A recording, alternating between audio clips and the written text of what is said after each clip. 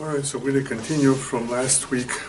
We began chapter 80, Perek Pet. And so we're going to do the last Pesukim, the last verses of chapter 80, and then we're going to go on to 81. They're not so long, these chapters. Before we begin, I want to point out something very significant about these chapters and about others as well. There's a certain theme that runs across, especially some of them, in dealing with the end of days, with the Messianic era. Very important theme, an important idea that a lot of people are not aware of. And I was thinking about this theme as to how it relates to the Segula, to the special powers of these chapters.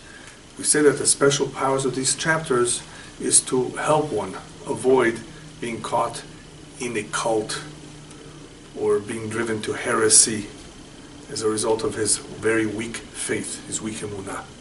He may go and be Oved Avodat Tehilim. He may become pagan. In the olden days, paganism was a bigger problem than today, but today it's called being an atheist, or just not believing in anything. And there are people who may have grown up in a religious home, observant home, good home. They start off being exposed to the emunah, to the faith. Somehow, for some reason, it's not always obvious, they let go of it. They want to have nothing to do with it. And it's a very, very painful experience for the family, for the friends. And it's not so easy to bring him back. So these chapters, 80 and 81, are helpful. Besides being helpful in that they contain probably some Kabbalistic power, in other words, just by saying the words, they may be helpful, especially if one repeats them and says them on a regular basis, it may help him if he accepts to read it. You know, it's a lot of people who may be sick do not easily take medication. They don't want it. Either they don't believe that they're sick, either they don't trust the medication, either they're just plain stubborn. And that's the same problem with those who are spiritually sick. They don't want to hear any argument. They don't want to be convinced they've already made up their mind. That's a very, very tough case. So if someone is willing to say Tehilim, it's very powerful. But I think I may have uncovered the more logical reason of why these chapters in particular are geared towards helping someone cool off from Avodat Tehilim. In other words, he should not get trapped into this atheism. And the reason is the theme that runs across both of them. And that is that history repeats itself. That we've heard. And since history repeats itself, we're being told the mistakes of the past that hopefully we won't repeat. But it's not just about the mistakes of the past. Here, what we're going to soon see, and it began with chapter 80, but it's much more emphasized in 81, is that Kegeula Acharona Kach Geula Atida. In the same way that we had a redemption, an exodus from Egypt once upon a time, and it was miraculous, it was very, very observable. The same thing will happen with the Geula Atida, with the coming Geula. The coming redemption will be very, very powerful. And pretty much a lot of what we experienced in the past will repeat itself again. No one will be able to say, oh, this is just a coincidence, this is just an act of nature. Everybody will clearly say that this is the hand of Hashem. So perhaps by reading these words, the gentleman who may have trouble with emunah may come to the realization, but wait a minute, apparently the rabbis tell us that there is a script. You know, like a movie, there's a script, it's written, and if you know the script, you already know what's going to happen in the movie. You know what happens in the movie. The good guys always win. So if someone reads the script beforehand, and we have a script, it's in the Nevi'im, the prophets, it's in the Torah, it's in the Kabbalah, you can actually predict approximately, only approximately, what's going to happen. And we're living in the generation where a lot of it is already happening. We can see it. We have over 7 million Jews living in Israel. Is that not a kibbutz galuyot? Isn't that a partial gathering? You only had a few thousand at the turn of the 20th century. Only a few thousand Jews there living in Israel.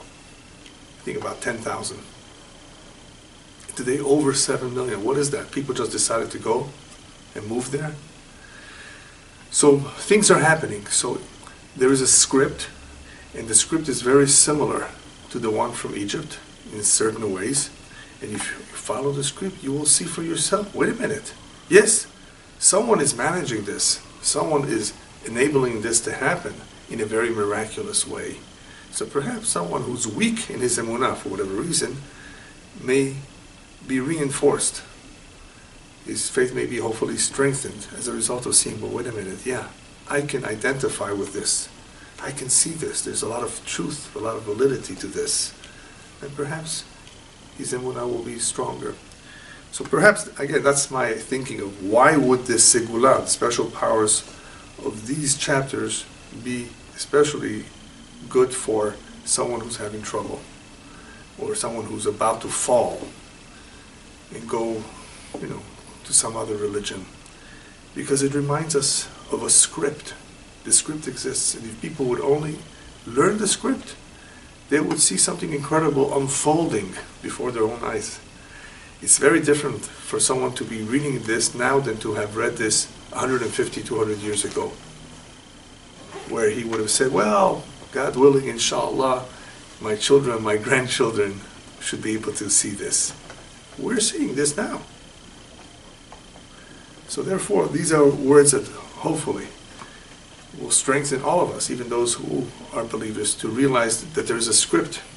And many of the details of Geulat Mitzrayim, the Exodus from Egypt, will resemble what we're about to see. So we left off in verse 13, chapter 80, talking about the Geffen, the vine that Hashem took out from Egypt. Took out the Jewish people who resemble a vine in various ways, especially the fact that the grapes are so precious, we make wine from it, and that is the Torah. What do we have to offer? People think, oh, the Jews, they invented many things, they discovered many things. Those discoveries, of course, inventions, whatever they may be, are helpful. They have contributed to humanity in many ways. But the main contribution is the Torah that we have. The problem is, we have the Torah and we don't follow it, that is no good. And we suffered as a result of having committed ourselves to follow the Torah and not following it. And that's what the Navi here, Asaph, in chapter 80, speaks about. He's saying, Hashem, you know the future. You were aware that we would sin. You still have to show that you're upset, obviously, otherwise we're never going to come back. But he's wondering about this long exile. He doesn't see an end to it. And that is why he says, this Geffen that you took care of so beautifully in the past, you did so much for the Jewish people. Lama paratzta gedereha ve'arua kol ovre darech. Verse 13. He says, why did you allow that the fences that surround the vine, where there's vines growing, that those fences should be breached, broken down? And as a result of the fences that protected being broken down, ve'aruha kol ovre darech, all the passerbys, ovre darech, those who pass by, aruha means they began picking at it, picking the fruits, taking everything for themselves. In other words, this land, after the Jews were expelled, went into exile, even though some remained, was taken over by many nations, one after another, but none of them ever stayed for too long. And that was a blessing that the Torah says. No one will settle that land and be the new owners of that land forever. They will come and go, yes, until Mashiach comes. But why did you allow this to happen for so long? That just all these passerbys are coming and picking its fruit. Yecharsemena chazir miyar v'ziz sadayirena. These are very, very powerful words. He says, chazir is a pig, but we're not just talking about an ordinary pig here. We're talking about chazir miyar, a boar. You know what a wild boar is? An animal that's a lot more dangerous than just a pig. So you allowed the wild boars the boars of the Yar, meaning of the forests, to ravage, to destroy. Have you ever seen grass, lawns, plants that have been ravaged by wild boars? I have, in the Golan Heights. They're looking for the roots. They're digging with their claws. They can be very destructive. But why would he describe here a wild boar? Who is he talking to? Who is he referencing? V'ziz sadayir'ena. And besides the wild boars, you have all these creeping animals that creep into fields, maybe moles, all kinds of animals that eat at it and destroy it further, continuously. There's no landlord, there's no one there to take care of it. And all of these animals, these wild animals, are tearing it apart. But this is referencing Christianity. Edom, the Edomites, Rome. They are the ones that destroyed the Second Temple. It is from there that Christianity began. And the reason why this is a problem is, remember, this is an old argument between Yaakov and Esav. This goes back a long time. Esav wants to control the world. Esav, as I explained once, wants to claim that it could be religious too. The Jews, they didn't do a good job. Hashem, let me take over. I'm going to start with the religion, and I'm going to give the other cheek. I'm going to be nice. But what is a pig? A pig is a hypocrite. How is it a hypocrite? It always likes to show off its hoofs. You see, I have split hoofs. I'm a kosher animal. I'm a pure animal. Exterior-wise, it likes to show how nice it is, how pure it is, but inside it is not. It is tameh, impure. So this is the hypocrisy that, unfortunately, the world has to face. People are not real, but forget about people right now. Here is a religion, an organized religion. I'm not saying that every member of that religion. There's a lot of good people in every religion, in every country, regardless of their background and faith. There are a lot of good people. Unfortunately, there are a lot of bad people too. But here, it's under the guise of a religion that supposedly is supposed to, profess or say or teach certain things, and it doesn't necessarily follow them. But let's say that's the way they want to live their life. Then why bother the Jew? Mind your own business. This Chazir has a problem. We've suffered a lot more from the Catholic Church than we did from Muslims. We have difficulties with Ishmael too.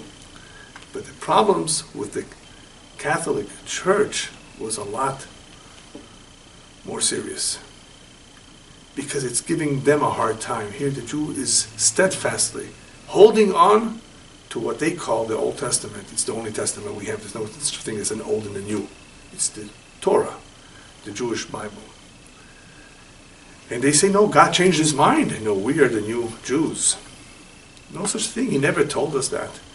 So, okay, fine. So we have an argument about it, but why kill? Why inquisitions and why persecute? So obviously, this is partially to do with our sins, with our behavior between us and Hashem. But how do they justify it? There's no justification. So it's called Chazir, because it represents a nation that is not really acting with integrity. Like the Chazir, who likes to show off the part of him that is pure, but the inside is totally not pure. So how long are you going to let these guys take over or be in control? Which they did. They did have control of the land for a little while. How long is this going to go on? Elohim Tzevaot, Shuv na habet mishamayim ur'eu ufkod gefen zot. Therefore, I'm asking Hashem to bring back the rightful owner, bring back your children. And the way he says it is by using the name Elohim, which is judgment, God, Tzevakot, which is the hosts, the God of the hosts, or the armies. Shuvna habet mishamayim ur'eu ufkod gefen zot. Please return, look down from heaven and see, and be mindful, pay attention, or call upon. However you want to translate the word pekod. I prefer actually the translation in call upon or instruct. That this geffen, this vine, should be redeemed. Even though he doesn't say the word redeem, but that's what he means by the word pekod. Pekod means to bring about, to announce, to formally let everyone know that the time has come. So let's finish with this exile. Let's bring them back. Commentaries don't talk too much about the various words here being used, but I'd like to just elaborate a little bit more because I think it does contain some additional information, not just words. Return, look down, see. What's all this for? Perhaps it is describing stages. There are stages in the Geulah. When the redemption begins, it doesn't just happen 1, 2, 3. It takes time to bring the people home, to rebuild the temple. There will be a stage of Tchiyat HaMetim, when the dead will be resurrected, which is years later. But here we're talking about a similar process to what happened in Egypt. So you have people who are calling out to Hashem, crying out to Hashem, and you will have that too right before Mashiach comes. In the mid-70s, after the Yom Kippur War, that is when we more or less figure began the tshuva movement, especially in Israel, but it spread all over the world. You have a lot of Russians in the Soviet Union, the former Soviet Union, returning, becoming familiar with their Judaism. Whereas for several generations, not one, several, they were completely detached. It was a crime to practice Judaism openly. So you have that in Russia, you have that in Europe, you have that in Latin America. Everywhere you have a resurgence of Jewish people, men and women, doing teshuvah. So you have a shuv. So there's a certain tshuva movement that, of course, Hashem is bringing it about by awakening in us somehow, directly and indirectly. People are being awakened. So we're asking for that to happen. We're asking for habit, for Hashem to look down with mercy and compassion, which is also related to the ingathering, to the final redemption, because we may not have completely deserved all the miracles. Just like in Egypt, there was a lot of accusations against us. But when the time comes, Hashem promised. Yes, I did promise, but how will this come about? Through pain? You know, when a woman gives birth, it could be a natural birth, it could be a C-section, a painful C-section. So we're asking for habit. Habit is really to look at the big picture, look from above where you can see a lot more, even though Hashem doesn't have to look from above to see everything. He knows everything. But it's consider everything, perhaps consider the merit of our forefathers. Look down with midat harachamim, with the attribute of mercy. Ur'eh, and take a close look. Re'eh, take a close look at the pain and suffering, at the terrible assimilation that has occurred. And therefore, bring about, called Geffenzot, this vine that we've been talking about. Enable it to, again, once again, be replanted in its land and grow again and be who it is, who it really should be. You know, was close to you, treated as a child, respected hopefully by everyone else. And that's how it will be when Mashiach comes, when people realize the truth of everything. What else besides bringing the Jewish people back? It's not just for us, it's for you too. So we're saying, V'chana asher nata'a yeminecha v'al beni matzta alach. We're also talking about chana. Kan. The word kan is referring to a foundation. What foundation was planted? The foundation which your right hand has planted is the temple, the Beit HaMikdash. Your right hand has planted that. In other words, you've established that in Israel twice. We want that restored again.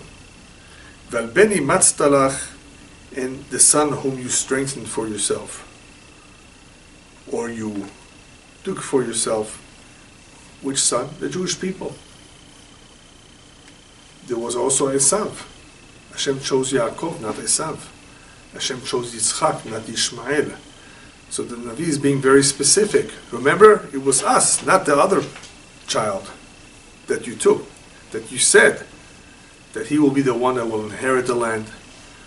So here the prophet is recalling all that in a beautiful way. And imagine somebody reading all of this, hopefully understanding these words as well. Yeah, we were the chosen ones. We were picked. We were obviously picked for a certain mission. So Hashem doesn't know that. Of course Hashem knows that. But what did we say last time? These are words that are intended for us to say, to impress upon us. Even though we're saying it to Hashem, the prophet is talking to Hashem. Hopefully by reading this over and over again, we will realize, wow, Hashem really loves us. He really took care of us. He really did so much for us. And how have we behaved? Not so nice. But that's all in the past. Hopefully more and more people doing teshuvah and things are going to change. But in the meantime, he says, Serufa ba'esh kesucha. It is burned by fire. You can even see some of the stones from the first temple still. Not too far from the western wall. There's fire on it. You can see the dark spots where they burnt. Serufa ba'esh kesucha. Kesucha means chopped down, cut down. Miga'arat panecha yovedu. Chas v'shalom, God forbid. There's the potential that they may perish as a result of your rebuke. Miga'arat panecha, the rebuke of your presence. So, if you don't bring the Geulah quickly, that's what may happen. That more and more people may become estranged. It was distant from Judaism. Tehi yadecha al ish yeminecha, towards the end of the chapter, let your hand be upon the man of your right hand, al ben adam imatztalach, upon the son of man whom you strengthened for yourself. So again, he repeats what he said earlier, that may it be that you choose the one that you've chosen before, but he's also adding the word ish yeminecha, which is a reference to Mashiach. May it be that you bring about this event, this major event that we're all looking forward to, the Geulah, and that you support, you put your hand and protect the man who will lead the Jews out of the diaspora, and that is Mashiach. He's called Ish Yeminecha, the man of your right hand. Al ben Adam imatztalach, or the son of the man whom you strengthened for yourself, which could either be David, because Mashiach is from the descendants of David, or referring to the lineage of Yaakov, from where all the 12 tribes come from. So Hashem directed from here, not from somewhere else. The Geulah has to come through us. V'lo nasog mimeka, so that, God forbid, it should not get any worse, that people will withdraw. Nasog is to withdraw, to let go, to give up hope. Tehayenu u'b'shimcha nikra. Revive us, so we can proclaim your name once again. So here the Navi is obviously saying that there will be people who will be nasog, who will withdraw. Millions, unfortunately. Some of them were forced against their will. Some of them already, because their parents and grandparents did not have a Jewish education, grew up without it. Some of them let go of it when they came to this country after the hardships of Europe.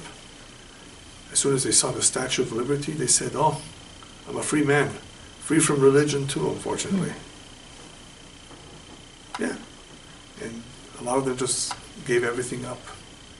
They wanted to be more American than Jewish. Unfortunately, they didn't realize that the two are not a contradiction, even though it was challenging. Until Eisenhower, people had to work 6 days a week. Today we have a long weekend. And they were challenged. So what did many Jews do who did not want to give up Shabbat, no matter what, even if they would be fired? They worked for themselves. And Hashem, of course, provides parnasah, livelihood. If we respect Him, as we will soon see in the next chapter, He talks a little bit about that too. He takes care of all our needs. What's the worry? But we're not here to blame. We can't blame anyone. We don't know what we would have done in their situation. But it's sad, and that's why the Navi is talking about it. It's sad to see that some people will give up and withdraw. So don't let it happen. The last verse of chapter 80, Adonai Elohim Tzevaot Hashivenu Al Panecha B'nei Mashiach. If you've been following, this is a very interesting pasuk, because in this pasuk he brings all three names together: Hashem, Elokim, Tzevakot. Before that, he didn't say all three. So he's adding the name of Hashem. That was the Lord, God of hosts, if you want to really be particular about the English translation. But the name of Hashem, Yud-Kei Vav-Kei, represents His mercy.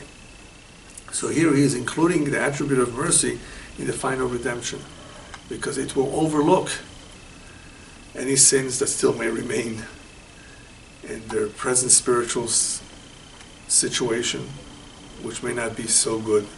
Nonetheless, the Midat HaRachamim will come in and play an active role in bringing about the Geulah. So therefore he says, Hashem Elokim Tzevakot, Hashivenu, bring us back, which means two things: enable the Teshuvah movement to happen, and bring us back physically to the land of Israel. Ha'er panecha v'nei v'ashea, so that your countenance hopefully will shine on us, that we may be saved.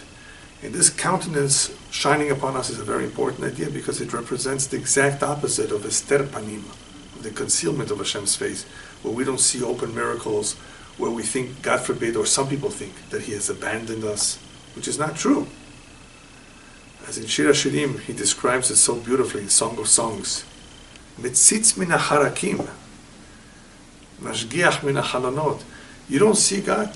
I'll tell you why: because He's hiding behind the windows, between the cracks. He's peeking through. He can see us, we can't see Him. So that concealment is not an entire concealment, it's a concealment for us. We can't see it. But obviously when things become more revealed, as we get closer to Mashiach, they will be more revealed. It will be ha'er panecha. His countenance will shine. It will become more and more obvious to everyone that Mashiach is coming. The name Elokim obviously is also important, because we're talking about judgment on those nations that acted in a very wicked way. All of this will happen at the same time. So that is what we're hoping for very, very soon, that there will be ha'er panim.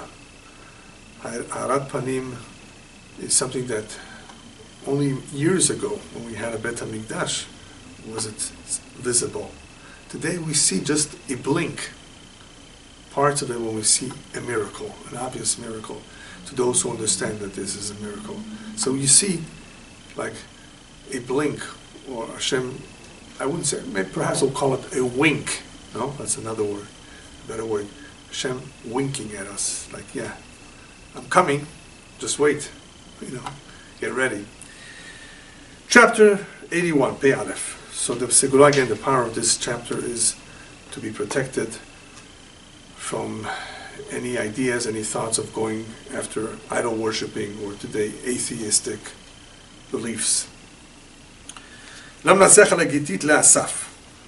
this is for the conductor upon the Gitit for Asaf. So Asaf is continuing to communicate these words. What's Gitit? Some say it's a musical instrument that comes from Gat. Gat is where Gaza is today, Ashkelon. That's southwestern portion of Israel. So some say that's what Gitit means.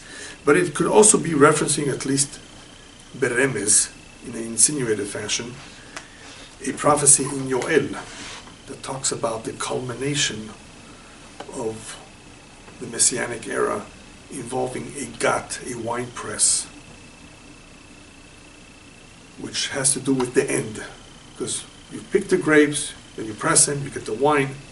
So Gitit may have something to do with that prophecy that talks about the end of times, what will happen with, of course, those that did not follow in Hashem's path. Either way, it could be referencing more than one thing. Harninu le'Elohim uzenu hariu le'Elohei Yaakov. So here he begins this chapter by telling us you have reason to sing. This chapter is a lot more optimistic. It's a lot happier because not only does it talk about Mashiach, it talks about the importance of the day of Rosh Hashanah. And a lot of people are unaware of the connection of Rosh Hashanah, which is the day of judgment, in a sense, and the Geulah and the redemption. So he says like this, sing to God, Uzenu, who is our strength, Hariu Lelohei Yaakov. Hariu, what's Hariu? Hariu means to sound the shofar, not the drums, not the violin. Hariu, so it's sound the shofar, to who? Lelohei Yaakov, to the God of Yaakov. So, what does this have to do with what we're talking about, with the Geulah? Rosh Hashanah, as you know, is a day of judgment. But it's a day that we also celebrate. How could you celebrate if it's a day of judgment? You're supposed to be fearful. You don't know the outcome of your day in court. But we are confident that if we do the right thing and we repent and we ask Hashem to forgive us, comes along Yom Kippur, the day of atonement, He will forgive our sins. So it is an incredible holy day, special day, where there's a lot of focus, a lot of attention given to us. It's a day of judgment for the entire world. But for the Jews, it's significant for another reason, because that is an et ratzon, a time of itorerut, an awakening. In the same way that the human being, especially Jew, is supposed to be awakened during the time month of Elul and then Rosh Hashanah, this is an awakening b'shamayim too for the Geulah. According to one opinion, the Geulah, the redemption, begins on Rosh Hashanah. In other words, there's something that awakens on that day to start. It doesn't mean that everything happens on that day. The Geulah, the redemption, takes several years. It happens in several stages. But there's some itorerut. Just like there's an awakening, itorerut down here, there's an awakening up there. And in the same way that we are awakened on Rosh Hashanah, there's an awakening for Mashiach also on Rosh Hashanah. Rosh Hashanah is also a time of judgment for one's livelihood. What? Livelihood, the parnasah. How will it be this year? Does it stay status quo like last year? Or do we improve his mazal, diminish his mazal? A lot of things are decided in Rosh Hashanah. So it's a very significant time, not only for the Jews, for the Goyim too. So what is there to sing about? To sing about in preparation for the redemption. It is not just for Rosh Hashanah here. It is a celebration for the coming Geulah that's going to come through an itorerut, through an awakening that will happen on Rosh Hashanah. What's the connection between this final Geulah, this final redemption in Mitzrayim? After all, we said before that there is a connection, there's a script, there's a lot of similarities. Well, coming out of bondage is called Cherut. Zman Cherutenu, this is the time of our freedom. And so is Rosh Hashanah, when one becomes hopefully free from his sins. There's a connection to Rosh Hashanah with Mitzrayim. There's a connection from Rosh Hashanah to the coming Geulah, when we will be free from our bondage, from this exile that we're in. So he's telling us to celebrate, to be joyous, because in the end, even though there's judgment, Hashem says, I will forgive you. Yes, it's true, there's judgment, and there has been a lot of judgment, a lot of pain and suffering, but I'm going to forgive you, because the Geulah will come. I promise to bring the redemption, so there's nothing for you to be concerned about at the very, very end. Well, I should say that people should hopefully pray that they should live to see it. That's something else, but that it will come, it will come. So get ready, he says. Take out all your musical instruments and take out the shofar, because of what it represents in celebrating their coming redemption soon. Next, Se'u zimra utnu tov kinor na'im im navel. So here you have the various musical instruments that he's calling on the Leviim, the Levites who are in charge of singing and playing the music. And he says to them, raise your voice, Se'u zimra, to sing, utnu tov, start playing the drums. Kinor, you know what the kinor is? It's not the violin. Oh, no. Today they use it to describe the violin. It's the harp.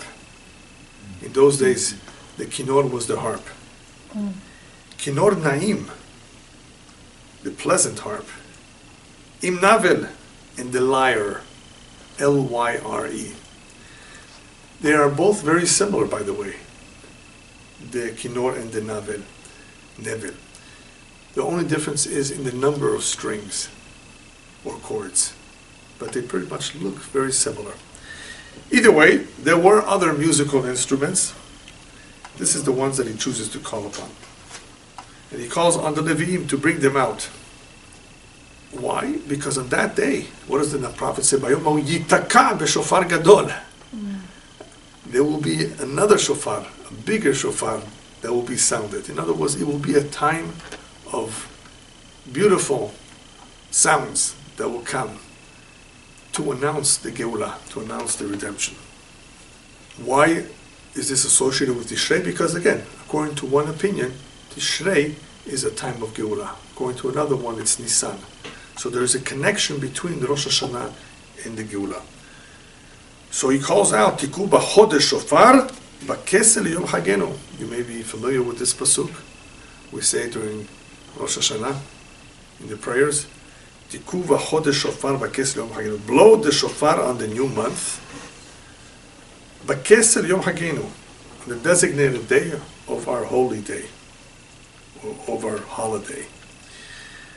The word bakes is a very interesting word. Kese means to cover up. Why is Rosh Hashanah called a covered up day? Because there's no moon. The moon is covered. It's the only holiday to happen on the beginning of the month. All the other holidays are not at the beginning of the month when the moon is covered.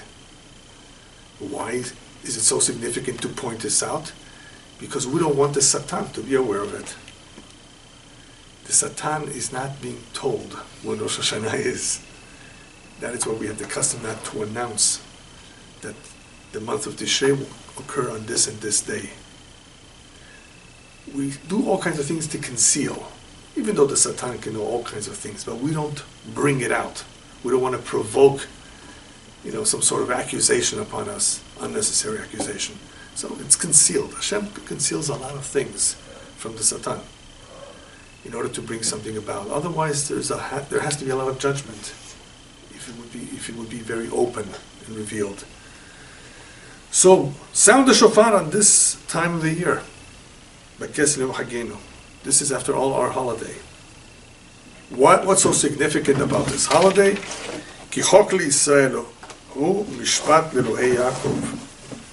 For it is a decree for Israel, a ruling of the God of Yaakov. Hashem made it so that this should be a chok, that this should be the day of the year where judgment takes place. Hashem decided so. And Hashem also decided on the day of the Geulah. It is a chok, it is something that we don't understand, we don't know when it's going to be. Hashem promised, He decreed that there should be a Geulah, and there will be. In the same way that this is the day that we celebrate every year on Rosh Hashanah. Edut b'Yosef samo b'tzeto al Eretz Mitzrayim sefat lo yadati yishma. Now you may, reading through this chapter, ask yourself, what's the connection between Yosef and what we've just finished saying? It really does not appear to have any connection, but you will soon see that there is. Otherwise, why mention now Yosef? In verse Vav 6, he's saying he ordained it as a precept. In other words, he instituted it for Yosef, for Joseph. B'seto al Eretz Mitzrayim, when he went forth in the land of Egypt. Sefat lo yadati eshma. I heard a language which I did not know, Yosef is saying. So, what does this have to do with anything? Yosef going forth in Egypt, that means he's appointed to a very high position. Where was he just before? He was in prison. Oh, I see. Yosef is in prison. He becomes second in command. Just like that. Interesting. Does that remind you of anything? Well, the Jewish people are in prison. And as soon as Hashem decides, boom, they come out. There's some connection. But wait a minute, why talk about Yosef? Well, Yosef also came out on Rosh Hashanah. See? So therefore, he's not just making up words over here. He's telling us, you see, there's a script. Remember there's a script? Remember there's a repetition of things that happened in the past? The names have changed, that's all. But you're going to have a leader. Yosef is a leader. There's a Mashiach ben Yosef too, by the way. But what about the language here? So there's several interpretations of why he says a language, I began to speak a language I did not know. There's a midrash that Gabriel taught him many languages so that he should be able to take on this position. Otherwise, they would not have appointed him. So all of a sudden, he's able to communicate in a language that previously he did not know. Or you can say simply, all of a sudden, he is, of course, in a position that he did not expect. All of a sudden, he's speaking Egyptian more than before. All of a sudden, he's needing to communicate on such a level that he did not before. All of that could be referring to what he's saying here, that all of a sudden Yosef began to speak a language he did not know before. Fine. All of this is acceptable. But the main point is the connection that this has to do with the Mashiach, with the Geulah, the final redemption. But the word Yosef here, the name Yosef, is written very different than the usual. If you look at the word, it says Hedut Bihosef. There's an extra hey. Yeah. That's very significant. You see, if you only read an English translation of this, you're going to lose a lot. You look at the Hebrew, you say, what's this hey doing in the name of Yosef? The hey represents the Shekhinah, the divine presence. Why does Yosef get to be the ruler? Why does he get to be the second in command? He must have done something special. Yes, he resisted Eshet Potiphar. He resisted getting entangled, getting into trouble with the wife of Potiphar, who wanted him. And she's a married woman. And he's a young man, he's single. Very, very big challenge for him, or for almost any man who may be confronted with that kind of pressure. A lot of people would do all kinds of things just to get ahead in life. Yosef resisted. The Torah describes how he ran out. It's not just a midrash, because that is a very significant event in our history, if you want to know why Yosef merited that position. So he has that hey that's added to him, that extra level of purity or divine presence, the Shekhinah being with him, because that is very, very significant. If somebody holds himself back from sin, he's definitely able to grow a lot and come closer to Hashem. So maybe this is also referring to the last days of our exile, that we need merits. We have to be careful. There's a lot of challenges we may face. We need to contend with. People have to learn to resist and to be strong, so that we can merit to live through the tribulations of the Messianic era. There will be tribulations, all kinds of hardships.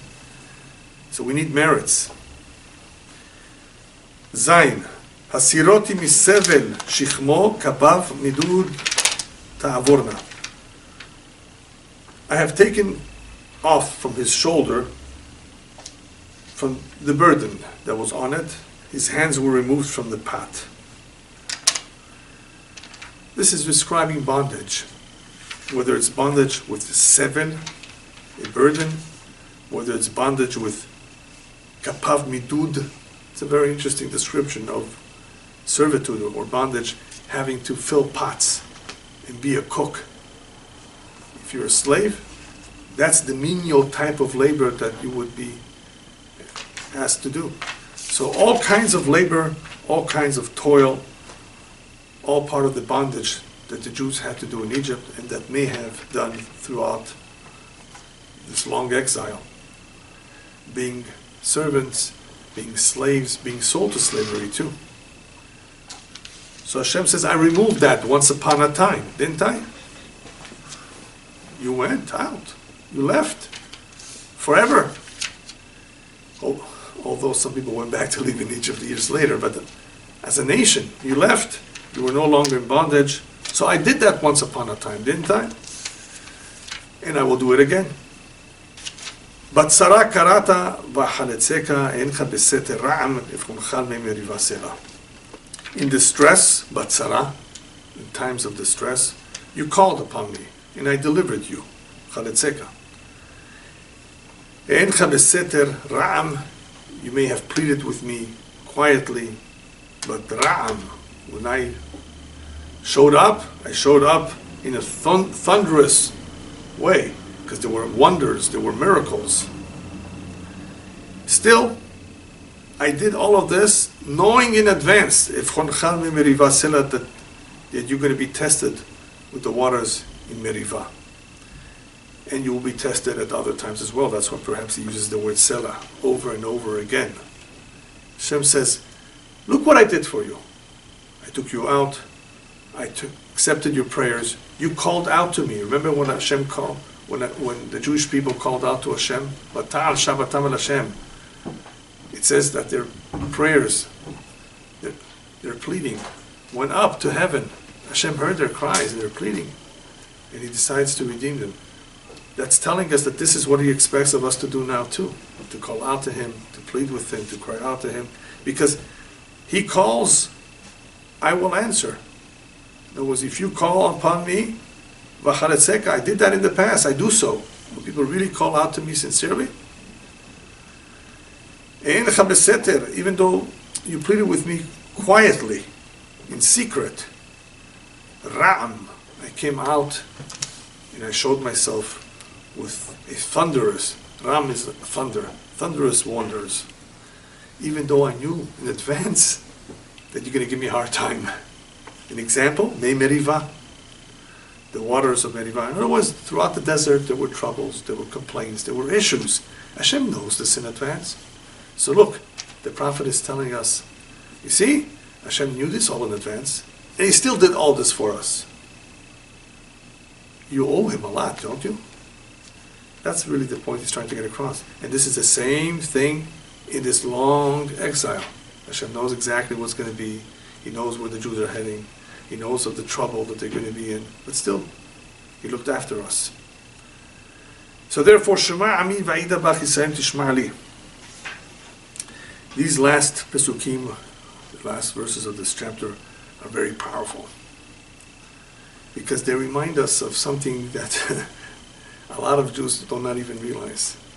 That if they were only a little bit closer to Him, things would be so different. Now, even though there's a lot of good people, tzaddikim, very righteous people who are very close to Him, yeah, but we're talking about an entire family, an entire nation that has to be closer. So that's what we don't see, that closeness from Hashem. The potential is so great, and that's what He talks about now. Shema Ami V'Aidabach. Hear my people, and I will testify or admonish you of the following. Yisraelim Tishmali, if you would only listen to me, you have no idea how things will be so much better. What is He telling us so far? That if the Jewish people would only listen to HaKadosh Baruch Hu, everything would be different. I would like to say, I haven't seen anybody else say it, but the fact that there's so much bug infestation, bugs in lettuce, vegetables. You know, as Jews, we have to check anything that is really infested, or that we know that there's good chance of being infested. We have to check it before we eat it. But why should something be infested? So people are going to blame the humidity, the pesticides, all kinds of other issues. No. It can't be. Why should Israel suffer from so much infestation? Here in the West Coast, there's still infestation, but not as much. It has to do with the weather, it has to do with the soil, it has to do with a lot of factors. Some places are more infested than others. But Israel is a land of Eretz Zavat Chalav Udvash. It's a blessed land. Hashem says it's a blessed land. I'm bringing you to the best place. They grow almost anything there, even mangoes. They didn't have that years ago. It's blessed. Why? Why should it be so difficult to eat a strawberry? Very difficult. They have to put it in soap water, they have to chop off the top, just to make sure that there's no crawling aphids or bugs or worms or whatever it is that is infesting that fruit or vegetable. Why should it be so difficult? Because there's not enough beracha. If there's not enough rain, drought, or there's infestations, it doesn't have to be locust. Oh, if I saw millions of locusts, I would think, oh, this must be something wrong. Something we're doing. No, even such infestation in the trees, in the plants, it's not a good sign. Can't you learn a lesson from this? I haven't seen anybody talk about it, unfortunately. People, don't you realize it's not normal? People have gotten used to it. It's normal. It's not. It shouldn't be that way. Now they're going to blame global warming for that too. Anything but themselves. If you would only listen to me, he says, "Lo yeh b'cha el zar v'lo tishtachaveh el nechar." You should have no strange god within you, nor should you bow down to a foreign deity. El nechar, foreign deity. Now, he's talking about in you and bowing down, because it begins within you. It begins with the thoughts, how people think. They think the wrong ideas. They have the wrong ideas in mind, the wrong hashkafot, the wrong perspective and outlook. And that leads them to eventually commit the sin, to bow down and worship other deities. But there is no such a thing as another deity. Hashem controls everything. Then why do you put your faith in money? And why do you follow some other strange philosophies? Oh, it's interesting. It's interesting. It's not compatible with Judaism. You can't learn about it. It's poison to you. So this means a lot of things, but it really is focusing on the Yetzer Hara more than anything else, the evil inclination that is misleading people.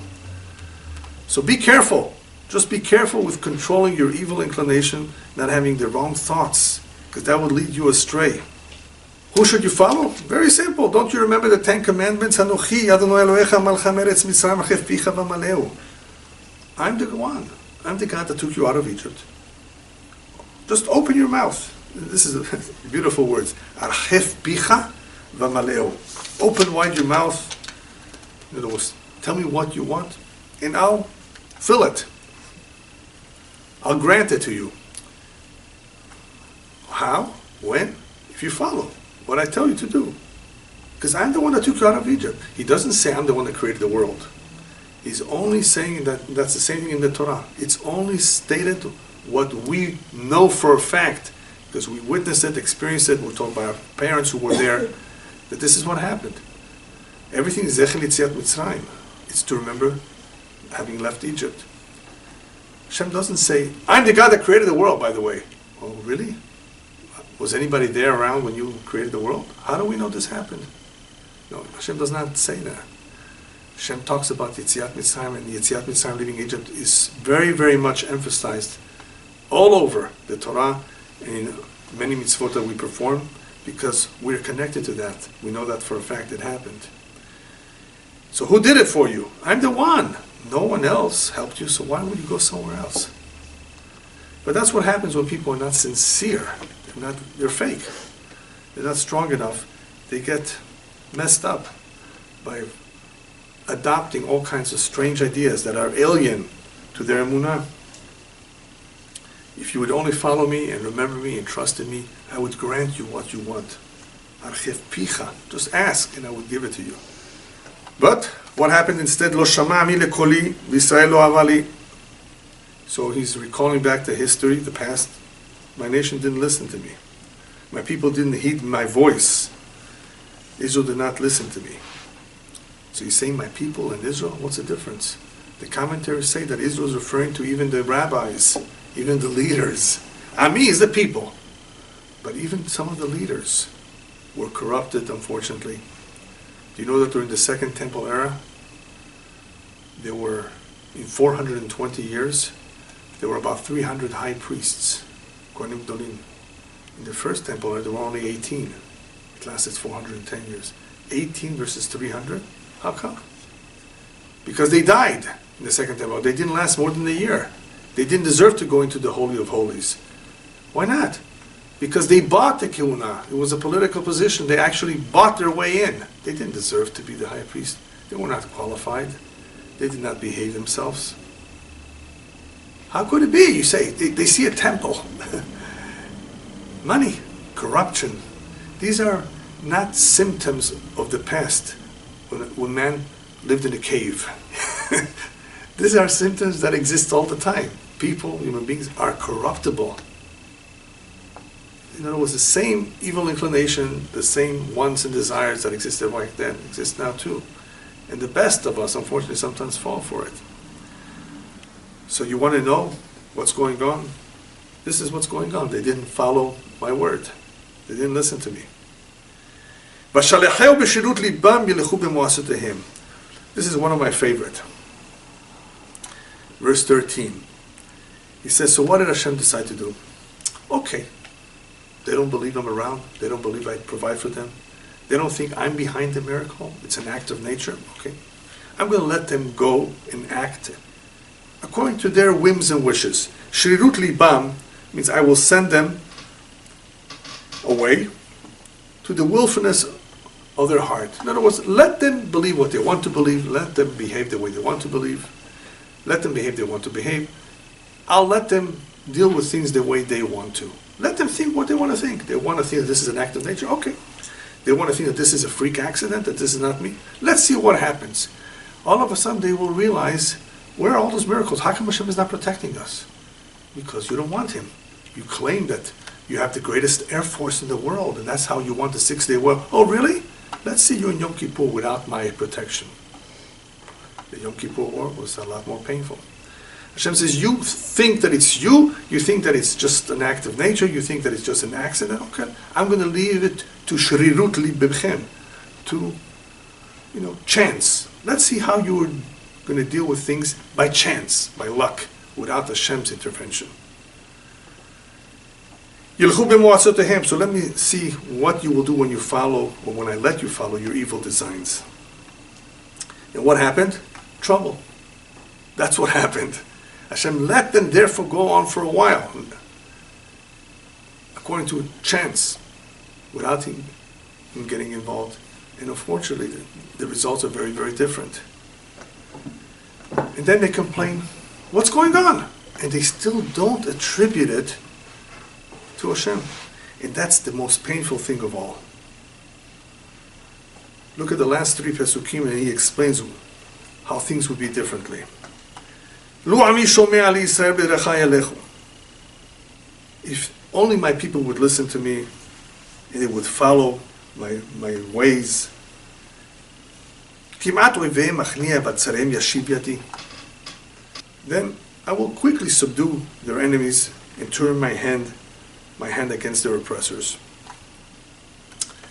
Today, and in the past, a lot of times the Jews were busy trying to appease their enemies. They tried to appease the Germans by speaking German, by using the same dress code as the Germans, by even intermarrying. They said, let's get rid of this anti-Semitism. We don't know how to do it. We must be closer to them, not to stick out and stand out and be so different. And Hashem says, no. That's not the reason why those guys hate you, why those guys are after you. It's because you're not listening to me. Here you have a large percentage, unfortunately, of Jews in Western Europe back then, for the past couple hundred years, thinking that by assimilating to the culture of the Gentile, they'll be liked, and there will be no more anti-Semitism. And same thing in Israel. Let's appease our Arab cousins. They're cousins after all. Let's appease them. Everything will be okay. Let's give in here, let's give in that. That's not the problem. You're the problem, not them. As the other prophet says, Hoy Ashur Shevet Api, Ashur, the Syrian, is the whip of Hashem. Right? Hashem uses the whip, the stick, to go after us. It's not in them the problem per se, even though there are wicked people out there, but the anti-Semitism is caused or brought upon us because of us. So if you would only listen to me, I would get rid of your problems. I would humble them. I would subdue them. But what happens in reality is that those who hate the Lord, those that don't like Him, they deny everything. So there's 2 ways of understanding the word to deny. Either they say, it's not Hashem. Don't say something like that. You're mixing in religion over here. we have to be politically correct, use diplomacy. They will deny it and not attribute anything that goes wrong or anything that happens to us that is terrible and painful. They will not attribute it to him. They will deny it. That's one way. Some say chachashulo, those who are going to suffer, those who are about to get it over their head, will say, oh no, we were never enemies of the Jews. In other words, as soon as they see things are not going to go their way, they're going to try to deny it, the enemies. But I prefer the first interpretation, that a lot of people, when they see things are not working out for them, they are not going to blame themselves. They're not going to make cheshbon nefesh. They're not going to do some serious soul searching. Why is this happening? They hate God. They don't want to mix in God to the picture. Why did this terrible thing happen to you? Why is this going on? Why can't you resolve the problem no matter what you do? It has to do with the problem that you have with Hashem. Don't deny it. Don't try to figure out something else. V'hi itam le'olam, and they're going to suffer. Their retribution will be forever. They're going to suffer the consequences for a long time. Those who deny that connection with Hashem. That's the last pasuk. I would feed them, the Jewish people, with the finest wheat and sate you with honey from the rock. Those who do not know a little bit about the 40 years in the desert may not realize what is he talking about here. But during the 40 years of the desert, they were taken care of by Hashem with the man that was like honey. They were provided with water that was sweet. It doesn't say it here, but they also had air conditioning. They were protected from all the elements. They were very, very well taken care of. As Hashem says through the prophet, Vayachileu, I would feed them again. I would take care of all their needs. If they only followed me, no politics, no divisiveness, no issues with me. Just follow the Torah. The land of Israel would be the most beautiful and the best place on earth. Not only economically, climate-wise too. No bugs, no enemies. A bug is an enemy too, another kind of enemy. I would give you the honey. No, it was the best crop. Everything would be good. You'd have enough rain. The Torah says so. If you follow my statute, you'll have rain on time. Not a batzoret, not a drought. Look what's going on in California now. Fires, drought. What's this? Oh, it's just dry and it's Santa Ana. Excuses. These are all excuses. Mm-hmm. That's what the prophet is warning, not only the Jewish people, but everyone who follows these words, that it's up to us to behave ourselves and to earn the protection from Hashem.